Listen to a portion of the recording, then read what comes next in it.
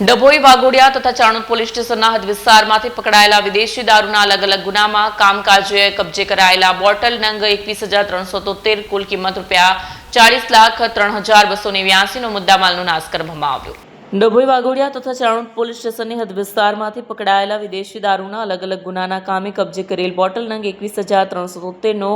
કુલ કિંમત ₹40,03,289 મુદ્દામાલનો નાશ પોલીસ અધિકારીઓની હાજરીમાં વડોદરા ગ્રામ્ય જિલ્લામાં પોલીસ સ્ટેશનમાં ઘણા સમયથી પડી રહેલ મુદ્દામાલનો નાશ કરાયો હતો,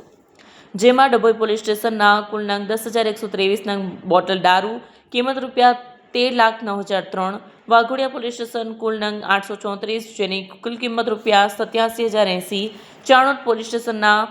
જેની કુલ કિંમત ₹26,07,206 મળી, બોટલ નંગ 21,373 જેની કુલ કિંમત